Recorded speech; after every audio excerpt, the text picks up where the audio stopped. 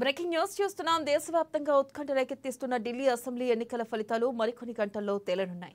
శాసనసభ ఎన్నికల ఓట్ల లెక్కింపు ఉదయం 8 గంటలకు ప్రారంభమైంది. కౌంటింగ్ నేపథ్యంలో ఎన్నికల సంఘం పటిష్ట భద్రతా ఏర్పాట్లు చేసింది.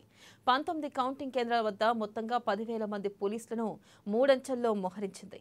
ఇక ప్రస్తుతం కౌంటింగ్ కొనసాగుతుంది. తొలుత పోస్టల్ బ్యాలెట్ ఓట్లను లెక్కిస్తున్నారు.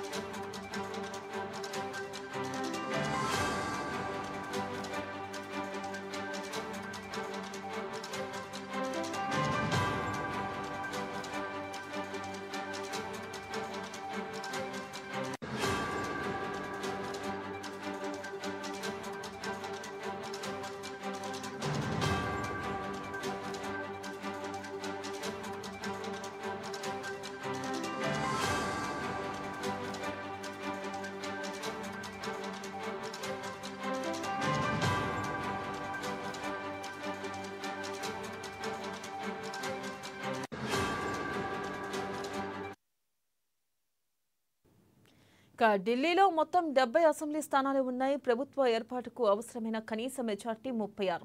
స్థానికంగా ఈ నెల 5న జరిగిన అసెంబ్లీ ఎన్నికల్లో 60.54% ఓట్ల హక్కును వినియోగించుకున్నారు. ఇక ఈ ఎన్నికల్లో బీజేపీ గెలిచే అవకాశాలు ఉన్నట్లు ఎగ్జిట్ పోల్స్ అంచనా వేశాయి. వీటిని ఆప్ ప్రభుత్వం కొట్టిపారేసింది.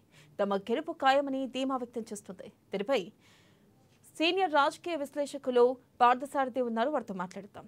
పార్థసారథి గారు, చెప్పండి, అసలు ఈసారి ఢిల్లీ పీఠాన్ని ఎవరు అధిరోహించనున్నారంటారు?